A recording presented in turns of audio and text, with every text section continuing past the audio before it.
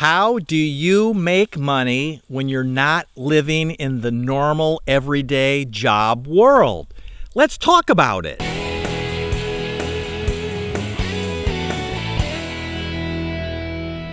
So we get asked all the time, how do we make money living on a homestead? So let's talk about it in detail and explain it exactly. No goofing around, oh, do this, oh, do that. This is just matter of fact how you can do it. First thing is you have to change your thinking out of the normal everyday job life. I know it's hard. Your parents probably had jobs or your grandparents had, and it's just a generational thing that you grow up, you go to school, you get out, you get a job, and that's just the way life is. So thinking from a different perspective is difficult. And what happened to me specifically was I grew up in a family business that my grandfather started. And then I was going to do my own thing, so I went off to college, and I got a college degree. And then I got out of college, I got a corporate job, and I was working for a big company in corporate America. And I was in Illinois at that time, right out of college. And I worked there for about 3 years, and I was getting raises and promotions, and everybody was patting me on the back, telling me how great of a job I was doing, and I was loving, the company life.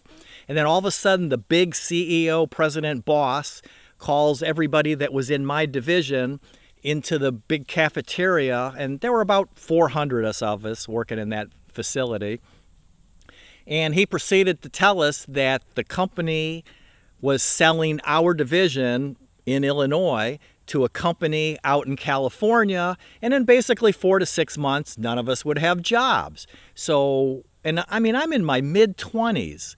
So I said at that point, this is never going to happen to me again. That was my wake-up call, and I started working on my own.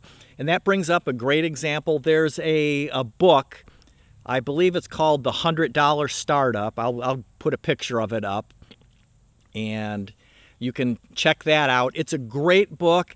It's kind of what happened to me, what we might call the unintentional entrepreneur, that you sort of, for whatever reason, get thrown into doing your own thing, and how that you can start up a company for under $100 doing whatever. And that brings up your passion, what you're skilled at, and what people would be willing to pay you money for. Those are kind of the three things that you need to think on.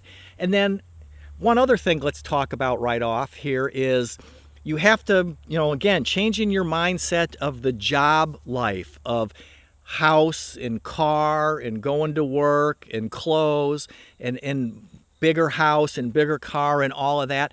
The house that we live in, our homestead, probably cost more than your car did, or certainly more than many people's cars did. We bought a rundown little old house on 5 acres of land, and we poured sweat equity into it the first year that we lived here. We put a new roof on the house. The house had no heat inside, so I put in a propane furnace and a wood stove, and things like that. And we made it into our home, but we basically bought something that nobody else wanted. And so again, our house and property probably cost less than many people in the normal world's cars cost. We have no mortgage. We don't have any payments on our vehicles. I drive a 1999 stick shift manual transmission Ford Ranger truck, and Mrs. DIY's car isn't, much newer than that. It's like a 2002, I think, maybe a 3. They're older vehicles, but we don't use them that much because we just, drive to town to run our errands. So how do you make money? That's what we really want to focus on now that we've gotten that nitty-gritty stuff out of the way. And it's sort of what I'm trying to explain here is it's kind of like dieting and losing weight. Is you can reduce your calories, but it also helps to increase your calorie burn. So you're attacking the problem from two directions. So there's no way that you're going to live on a homestead, self-sufficient, and make the kind of money that you're making in a suburban city type job. It just isn't going to happen. So you've got to lower your financial need, and that's the no mortgage, no car payments, no credit card debt, all of that. You've got to minimize all of that down so that you realistically can make money on your homestead. Now, homesteading is probably, you can't do it in the traditional way that our ancestors did. That's just not going to happen either. For example, selling chicken eggs. If you sell eggs for $3.50, $4, maybe even $5 a dozen where you live, you can really sell the eggs at a high price. You've got to feed all the chickens. Most states require you to use new cartons with labels. You got to wash them. You got to refrigerate them. So all of that stuff costs money. So, if you can make, let's be really generous and say you can make $3 a carton. If you want to make $1,000 a month on your homestead to pay your minimal bills, pay insurance on your vehicles and put gas in your vehicles and pay your property taxes, buy some groceries, pay your electric bill. So you're going to make $1,000 a month. That means you got to sell 333 dozen eggs a month. So, that's like 10 dozen a day. So if you had customers that would buy a dozen to 2 dozen eggs a week, are you going to be able to come up with 50 customers that can buy eggs week after week after week? It's probably not going to happen. And growing vegetables having a farm stand, realistically, how often can you sell your vegetables? And if you live anywhere that it's cold, you're not selling anything in the wintertime. So traditional homestead farming as your sole source of income isn't going to happen. And this brings up a great point too, is think how you can upsell stuff. That's the best thing that you can do. And this is really important, is when I talked about the eating eggs, for how many customers, you need like 50 customers, you have to have like 200 chickens to generate $1,000 a month. We sell eggs for hatching. We get $2 to $3 per egg. So that's 10 times the money. We don't need fancy new cartons. That reduces that cost. We don't wash the eggs for hatching. That reduces all of that labor. So, hatching eggs. We have a big incubator. We incubate eggs and sell the chicks, for even more money.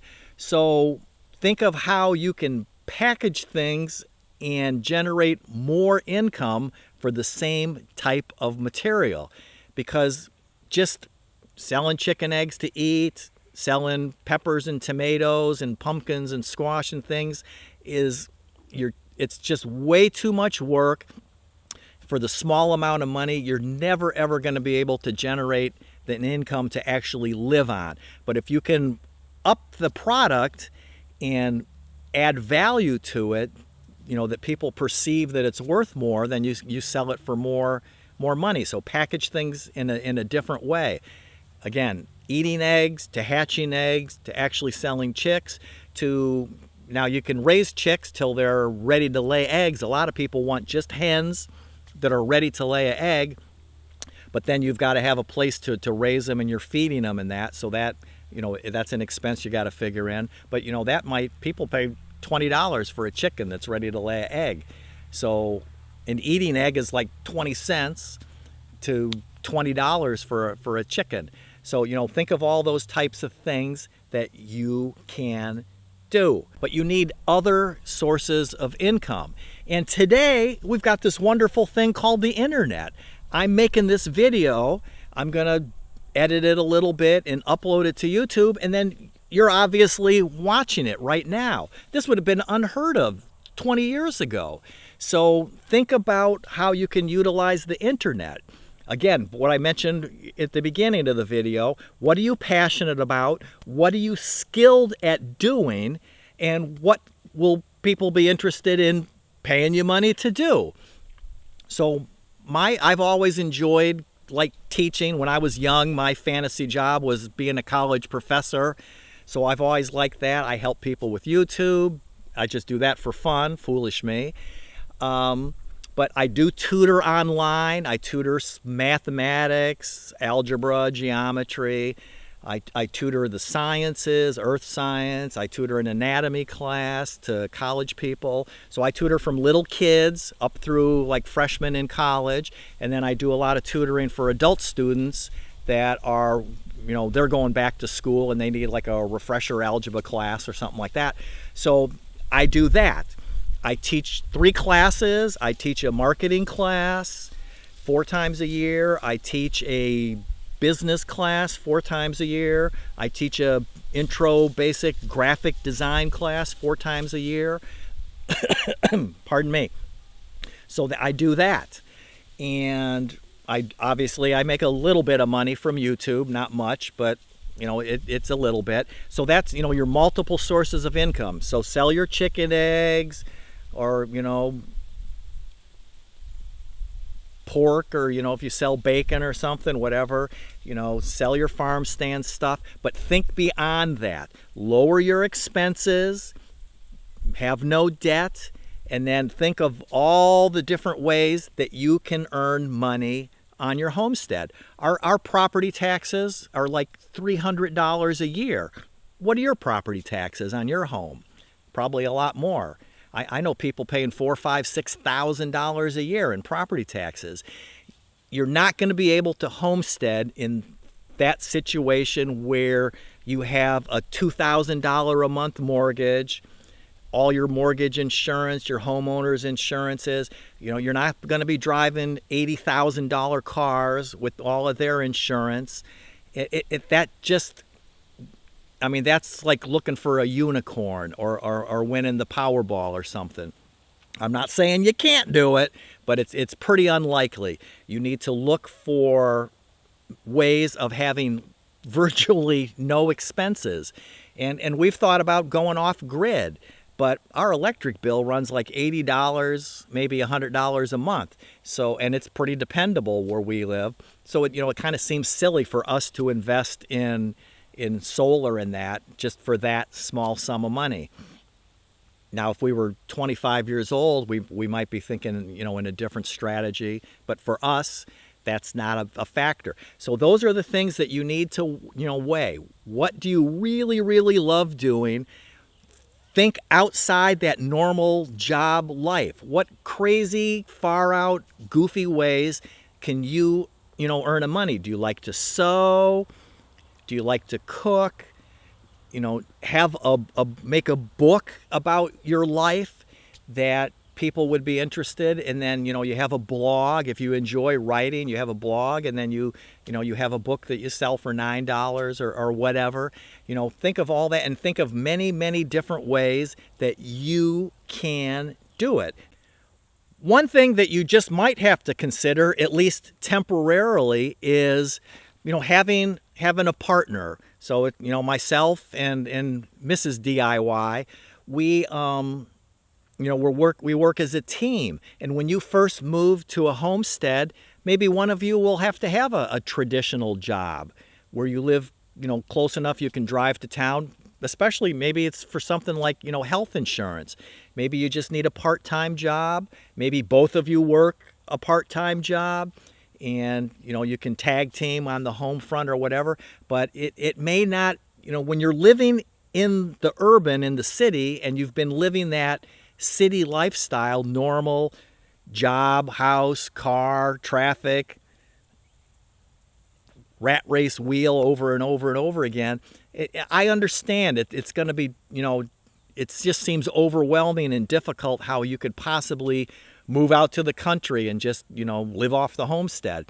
So, think about how you can transition that to minimize the risk of jumping off the cliff to be out in the country. So maybe one of you will have a full-time real job while the other homesteads, and then you can, drop to a part-time job and then eventually be full-time homesteaders with your multiple streams of of income revenue, that you do from working from home on the internet and farming, whatever.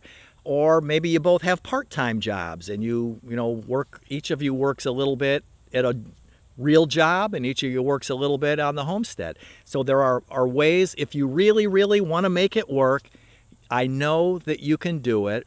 We're nothing special. And thankfully for us, we had our wake-up call when we were really young, when corporate America said, you don't have a job anymore. And I'm like, that's not happening again.